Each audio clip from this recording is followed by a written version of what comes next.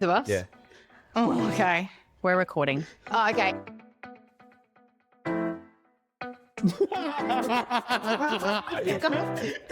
I'm going to have to put the plus 18 on this episode.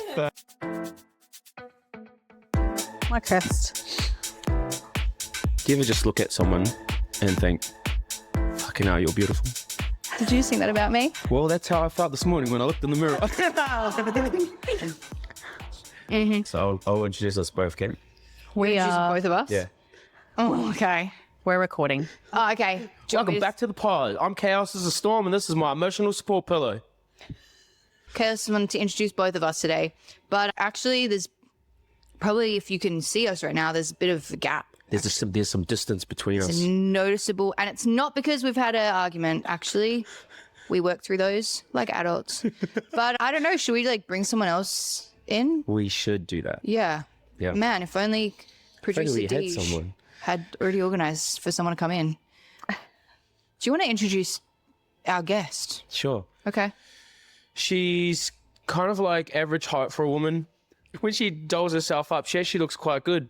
She's our good friend and other coach and also just a good human, isn't she? Yeah, she's a great human. I'm going to add on to that little intro. So basically our guest today, if there was another member of this cohort of people, it would be this person. Correct. Basically, the reason that we love them so much is because they punch us in the face every single day. But I'm like, man, that was actually very skillful. Well done. And she's got the biggest heart. And she's also such a deep, complex, emotional human being. And that's why we are obsessed with her. And she has many names, just like all of us. And so, do we do like a couch drum roll? What do you think first? The one. I'm not going The to say what her weight only- is because I don't know. And we don't say that about women. It is Tempest. Tempest, Tess. Come It's like on you in, won a kid. prize. Oh my God. I'm so privileged to be. Oh my God. No paparazzi. No. Welcome to the pod. No. So we probably do want to jump into a topic, but I think it would be remiss of us if we did not let Tess tell us a little about you. So take it away. Would you like one microphone or two? Oh, one at a time, please. Are Okay. you sure? I'm just kidding. Hi, I'm Tempest, but some people call me Tess. The one nickname, or Teresa, that is my full government name. Well, I shouldn't give that away, but anyway. What would you like to know? I feel like there's so many layers. Ooh. Okay. If we were on an elevator.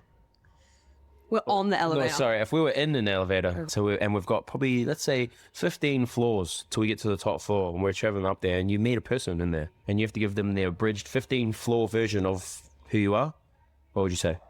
Oh my goodness. I would say something along the lines of, briefly, I've lived in 3 different states. I'm a child of an immigrant, and there's so much more to what you're looking at. Yes. And if we did a quick rapid fire, like what's your favorite food? Oh my God, my favorite food is ramen, hands down. Ooh. Period. What's your second favorite food? Oh, my second? Probably, at the moment, a croissant from Zon's. So fitting. You know, I thought you were going to say hot chips, but we didn't go. Yeah, Chips, we're past that era. That's up there. That's up there. It just depends on the day. Okay. And what's your coffee order? My coffee order is just a soy cappuccino. Ooh, fancy. Large. Important distinction. Yes. And what is your favorite way to prepare for a sparring class? Oh, my favorite way? When I'm driving here full volume. My car is playing either, I was going to say Nicki Minaj, but I'm distancing myself from that lady. If it's not Nicki Minaj, it's Zara Larsson, Midnight Sun. Either that one or the remix. I believe we have to I'm a link pop these girly. down in the show notes. Would you rather be overdressed or underdressed? Overdressed. Okay. Oh, yeah, actually, that's true. I can verify. When we go on a surprise coaches outing, she's like, if you don't tell me, like, I will be in full glam. Full glam. Full glam. Full glam. Yeah. And in a group project, tell us what role. Oh my God, I am 100% a leader. I'm also a Sagittarius. I don't know if that gives you any leeway, but, you know, I'm a leader through and through. Yep. Thank you for rapid fire. I'm also a Queenslander, if you can tell. Ah, thanks, Templeton. That was really nice. Up the Maroons. Yeah, what he said. Shout out Maroons. Great. Beautiful. So we're into a topic. So we're going to have to pass on the, I suppose, reins to fucking producer these nuts. Cute. The word healing, I think, evokes different responses from each and every one of us. For me, there is resistance to it, not because of the process one goes through, but because I think it is something that is meaningful. However, the word has been repeated so often that it loses its intent. I think ultimately what healing is, or how it can be seen from a different lens, is choosing oneself. So the question that I have for all of you is, when was a pivotal time in your life that you chose yourself, and what was the catalyst for that? It's a great question, Deej. Anything come up immediately for the two of you? Yeah, actually. I think ever since I think COVID hit, or maybe even before then, I feel like the mental health phenomenon has taken over, and we're all about self-guidance, self-help, doing all these things to better ourselves, and it's almost lost its meaning a little bit, or people have taken it on board and been like, this is my whole personality now. Like, when people use the word like trauma or traumatic, it kind of loses essence a little bit. I think the definition of trauma has definitely changed over the years. Not in a bad way. I think it's just, it means different things for different people. Like, for me and for Chaos and for Storm and for these nuts, it means something different. And I think that's totally fine. I think for a period there was like, and definitely like the older generation maybe see it as something like, you guys haven't been through real shit. You guys haven't been through this, that, like, which is correct. Yeah, we haven't fought wars and stuff like that. But I think, yeah. Different trauma, isn't it? Yeah. It's just being developed differently, and it's meaning something else, like, especially with social media, like, you see so much stuff so frequently, and it's like, even that can be traumatic to the brain. Like, trauma is something that implements the brain, and it's like, if it stays there, it's traumatic, whatever form it is. And so you were saying, like, during COVID and stuff and all these buzzwords that were coming up and healing and trauma, do you feel like there was a time during that period where you maybe had like a realization of like, man, I got to like really put myself first here. I've got to choose myself? And yeah, for sure. I think when I had moved to Perth in 2019, so the year before COVID.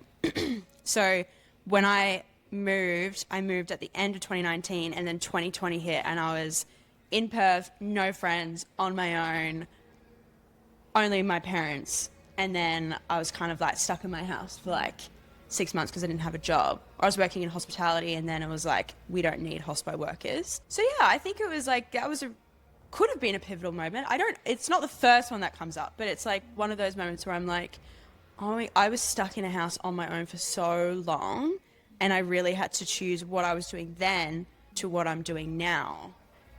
And I think, yeah, it was just like do I want to just keep doing what I'm doing or change my ways, which is why I moved to Perth. yeah.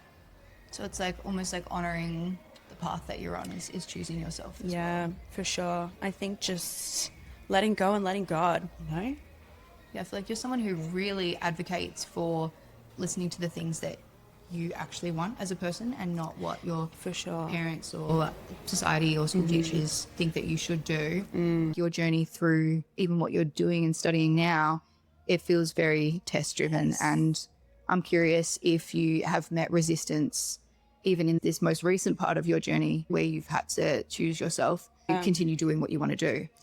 Yeah, I think the most recent form of resistance was definitely starting coaching and getting into that pushback of people telling me I wouldn't be a good coach, telling me my personality isn't suitable. But yeah, I think, starting coaching, even just the self-doubt of, will I actually succeed in this? Will the members be appreciative of what I'm doing? Will they be receptive to my type of coaching? But all of that went away so quickly. It was just quickly dissipated and I was just like, I actually love this shit so much. So yeah, I think you need to try different things to realize what you want to do or what you don't want to do. Because if you don't do it, how are you going to know? If you just think about it, you're just never going to find out. Trial and error. And I think for you as well, Tess, in the last few months, I've noticed you moving into that space of being uncomfortable. And I know a lot of people don't enjoy being uncomfortable, but it's actually been really nice to see you embrace the uncomfortableness of the things that you have chosen to do or chosen for yourself. And while it kind of sucked in that moment, I know you're going to be able to see what that's so worth it in a few months' time or whatever it is. Yeah, for sure. Definitely faced a lot of adversity this year, but I think it's made me like appreciate what's in front of me and what I can do with the stuff that's unfolded, because it's like, sure, these things have happened, but it's like, what are you going to do with that? I can't do pity parties, unfortunately. If you have a sad story, so do I, and so do these two people, and so does that guy on the street. I'm so sorry if you went through something, but like, what are we doing with it? Because you're a stronger person with what you do with your trauma, your healing. Where do you put that? What is it going towards? Is it going towards you, your family, like people around you? Like, how are you using it to better yourself? Amen. Yeah. Love that. Amen, sister. That's going to be such a great little short too. Just going to say, put this in Instagram, Storm. Instagram. Yo, that was beautiful, Tess. What a beautiful share. It was interesting, I think, when you said with coaching, right, and you were feeling all of this uncomfortableness and you kind of described it as going away immediately almost. I feel like at a deeper level, we know that that doesn't just happen immediately, that you suddenly feel okay. What do you think, if you could put it down to something, was the change? Was it just evidence that you needed about yourself? Was it just actually getting it done? Like, talk me through that. Yeah, I think because I've been in the fitness industry for so long, just like as a bystander, as someone who goes to a gym, as someone who works out, but actually coaching people is a whole different level of self-awareness and encouragement that you need to pick up for other people. So I think that's always something I'm good at, and that's why I study what I study, which is behavioral science, because I love understanding people and why they do the things that they do. And I think when I was like, the first class that I did, I was like, oh, that was really nerve-wracking. But straight away, everyone came up to me and said that was really good. And then every class I've done since is the same. It's like everyone's really appreciative of how I coach. And like, you know, I get messages all the time of people saying that they're like, they want to come to one of my classes and things like that. So it's really cool. And it's like, I wish I didn't need evidence, but I feel like I kind of do. And it's not like it needs to be frequent, but it's like just a nice little reminder of you're doing a great job, because I feel like deep down I know I am, but it's like, oh my God, what if they don't like it? Or what if they can tell I'm nervous? Like last night I was so nervous. I don't know why, but it was just, yeah, afterwards I was like, oh, Yeah. that was actually fine. Great class. Yeah. Yeah. Fuck yeah. Yeah. But it's something diabolical. Don't do that. Also, second thing, is uncomfortableness a word? Let us know in the comments. Fact check, I would like to know. I like the sound of it. I just don't know if it's a word. Uncomfortableness. See, it sounds nice off the tongue, doesn't it? Would be like discomfort. Yeah, I guess so. Politically correct. I'd like to point out that ChatGPT says, yes, uncomfortableness is a word, but it's not used very often and can sound a little clunky. I like to sound clunky. No. Who's the clunky police over here? Yeah, glonky is another word for that. That's the buzzword here. Glonky. Yeah. Anyway, those are my two little things there. Times we've chosen. What do you say? The last time I chose myself. What was a pivotal time in your life pivotal. that you You know what I mean? maybe just give us one. Because, right, I like to think now, at least, I'm kind of like picking myself all the time, because for the simple fact that throughout my life, at least, people have always like tried to decide things for me. No, not anymore, because I actually think I know what's best for me at the end of the day, even though at the time it might seem like a dumb idea to you. That's you. That ain't me. And I'm not saying all my decisions have been great decisions, because they definitely haven't. But off the back of said decisions, poor or not, I've got some great things out of them. It's brought you to where you are now. Correct. So, are there even dumb decisions? That's the question. It's a great question. And I believe that on the surface, they can be. But if we dig a little deeper and look a little bit beyond said silliness, it's greatness. And this has been like kind of a thought process I've had for the last month, I'd say. Thinking back on the start of the year, end of last year, all these little things that have been happening and stuff, and like how far, or how quickly rather, one can change and grow in short times.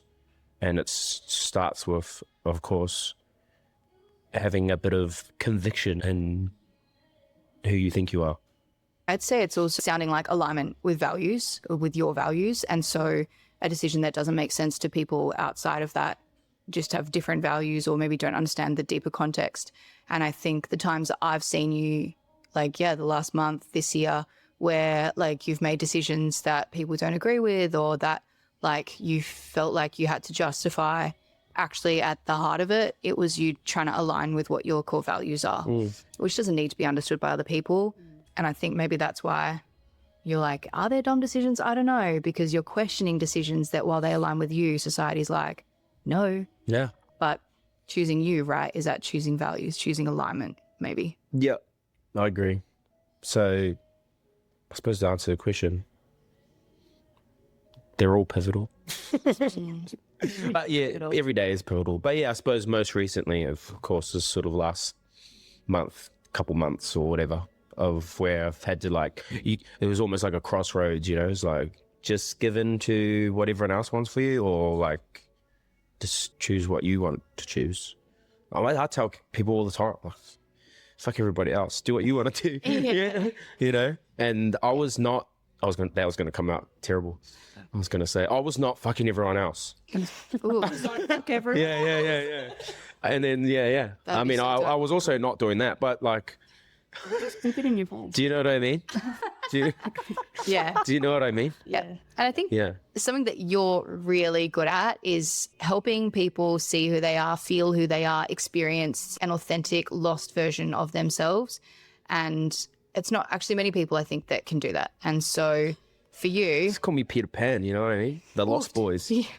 But just don't kidnap anyone. Yeah, especially not children. Is that what is that what he does? I thought that was Captain arguably. Hook. Yeah. No, but like who took them from the bedroom window in the first place? That wasn't Captain Hook. Right? That There's was a theory the kid that in he was like Hunt. trying to get them to take them home or something. Yeah. To like bring them back because Peter Pan stole them to start with. Oh, shoot. I mean, again, Captain Hook is just misunderstood. Yeah. He's acting in alignment with his values. Yeah. But I think something that's really cool is that when people spend time around you, and it's just before when you were saying like, just, you know, fuck everyone else, do what you want, live your life. I know there have been times when I've really been like low and you've kind of just opened my eyes again to that really authentic, motivated to live an authentic life version of me that helps me to then make decisions that you choose you. Because I think it's hard to choose you first if you don't know who you is or you are, would be more correct. But Thanks, Stormy. It's okay. And I think you have firm boundaries as well when you challenge people in the way that they think. And it's like, you're like, who cares? Like your responses are like that. For other people to receive those kind of responses, they might feel offended by it. But I think that's a firm boundary that you have where it's like, who cares what other people think? Like, I don't care. This is what my belief is. So I'm going to hold on to that belief and stand by my values. I love that though, because you show up in the way that you know best, and you're very not cutthroat, but you're just very honest and you're just straight to the point. So It's like you're like the good friend to go to if you just want a straight answer. You're not going to beat around the bush. You just give it how it is. You're like, should I do this? Should I text this person? No. Why? Because this. And it's like, you know what? I didn't think of that. Guys? you're also the told you so friend. Yeah. You're like, don't do that. And everyone does it anyway. You're like, told you so. You love it. Yeah. I do the old, well, fucking told ya. That could be such a meme. The like, Yeah, I'll never tell someone like what they shouldn't do. But if you ask me, then I will say it. You know how people are just like, you'll be telling them something about a situation in your life, whatever, and they'll be like, oh, all of a sudden they're fucking Captain Advice, and you're like, bro, I was just venting. Yeah, I didn't actually ask for your help. And then they're like, no, all of a sudden they're offended. I'm like, well, I should be offended. Unsolicited advice, you dog. You dog. Okay. So I think, oh wait, unless you guys had anything else, I'll share otherwise. Would love to hear you share. Please share. I feel like there's been many moments of recent time where I've been able to choose myself. And I think if I really try to follow the path backwards to where it really started to noticeably happen was actually, it's actually beautiful that you're here, Tempest, because I actually feel like it was fight camp earlier this year. And I remember really early on having a conversation with Ben about the girls, and then it was kind of the two of us looking after the girls and of course all of the fighters, but particularly on a pastoral care kind of well-being level.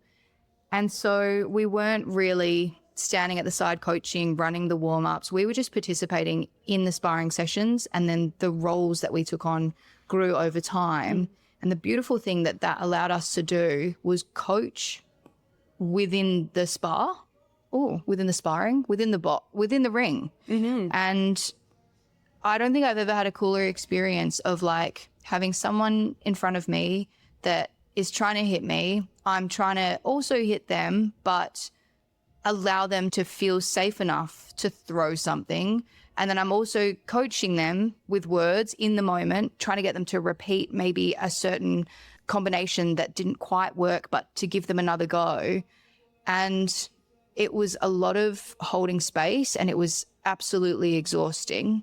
And after probably 1 week of doing that, I felt you must have made some comment about just remember to look after you. Yeah. And then I had a conversation with Ben about the idea of staying on dry land. And I know we've talked about this in the pod before, but I say it probably at least 4 or 5 times a week to people who are clearly taking on just a lot of other people's energy, emotions, situations, responsibilities when they don't need to be. And so I remember having a conversation with Ben that was basically, I think I'm being compassionate when I,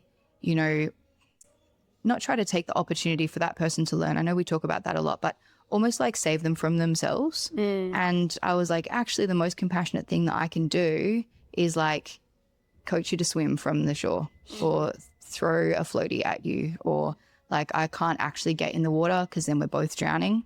And it was like, wow, okay, so my goal in life is to be of service of others, to be compassionate towards others, but I can't do that by just making everything okay and people pleasing my way through life and being a perfectionist, and actually just doing the work on myself. And then, yeah, I think it actually led to the most sustainably, energetically, camp-wise. And I think it was maybe inspiring to the girls too, and seeing them choose themselves and put themselves first in all different contexts. And actually it's alignment of values, it's knowing who you are, so that when you are faced with a decision, you know how to put yourself first in the best way. Yeah, I think it's a major skill to be able to, 1, be a coach, and 2, do it in the vicinity that you and I were both doing it in, doing it with the girls, and also holding space for their emotions, their mental well-being, all of that for so many of them.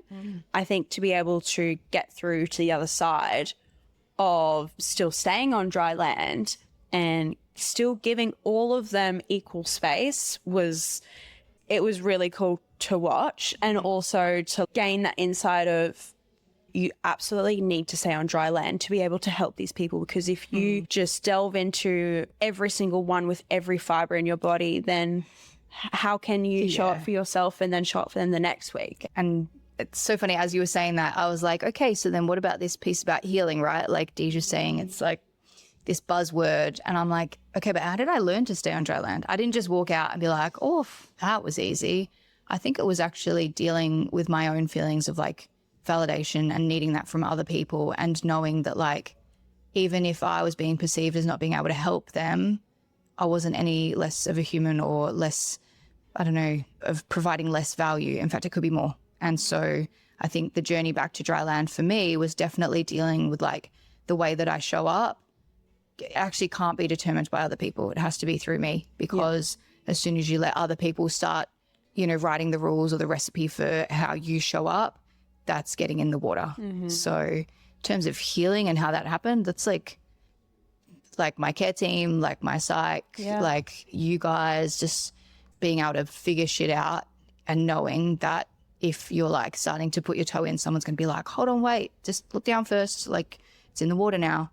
So yeah, and you guys are a huge part of that, like all of you. Yeah, and I think as well for you, it's probably like another safety net in boxing because you've had a lot of injuries and you're able to look at it from a different point of view now.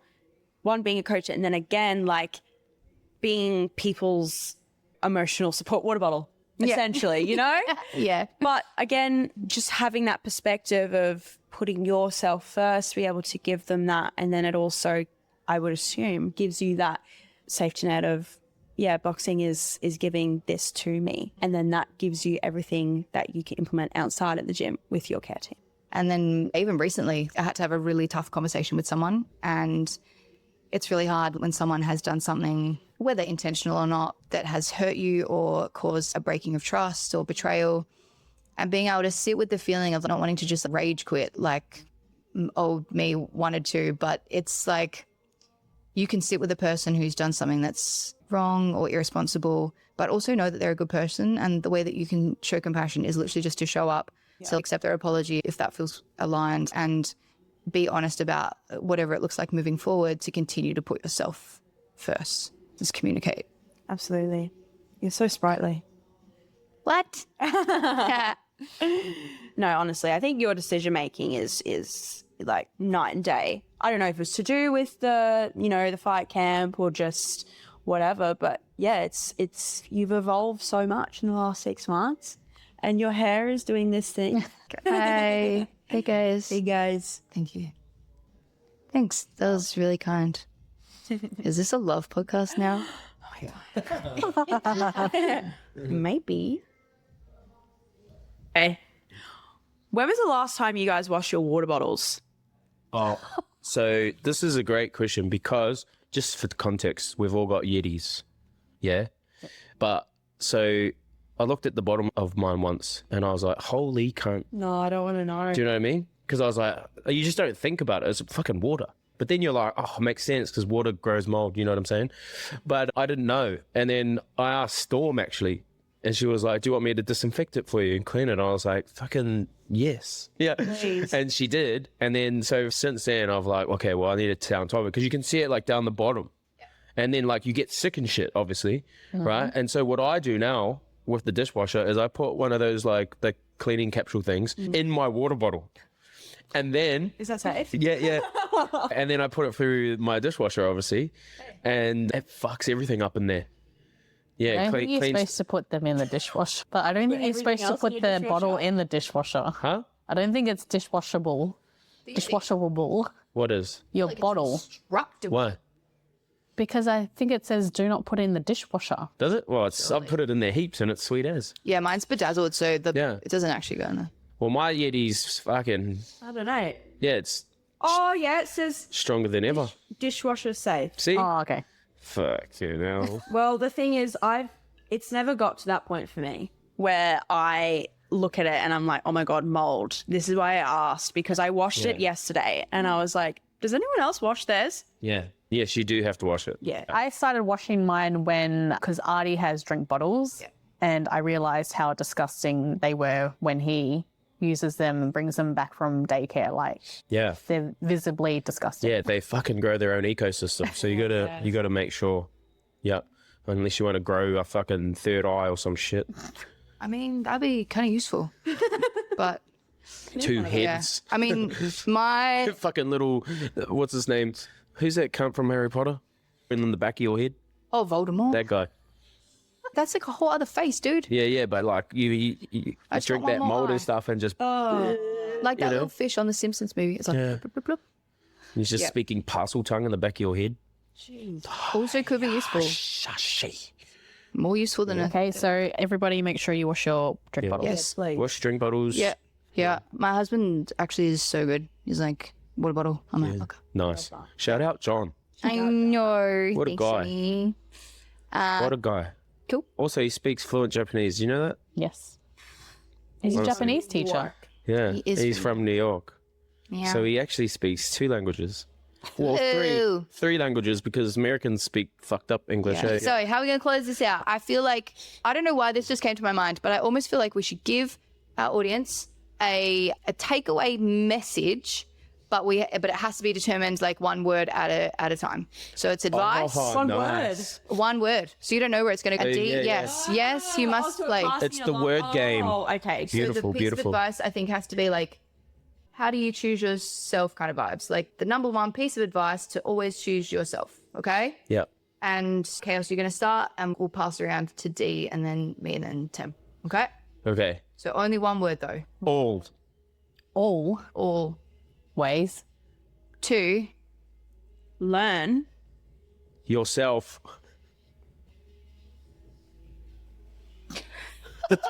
That's a great message. Always to learn yourself. Do we just have it there? Doesn't even make sense. It doesn't make sense. Always to learn yourself. Yeah. You can buy that on Amazon.com.au. Yeah, so the takeaway from today's ebook. episode from the crew is always to learn yourself. And however you do that is up to you. You know, have a look in the mirror a couple times, especially before you leave the house. And you can get it on a t-shirt coming next month. Yeah.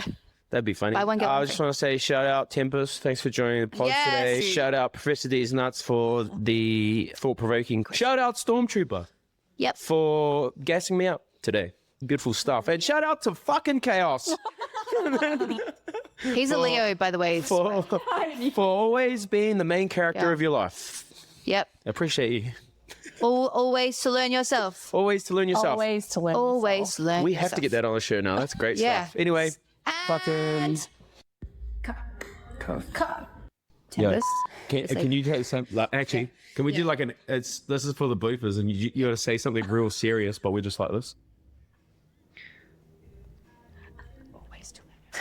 So sometimes when I'm in the shower, I really have to think about not to slip over. Any parting words? Thank you. Thank you for having me. Honestly, this has been a ball. She must. Yeah. And now we really have to cut because you told your dad you're going to be home now and you're still here, so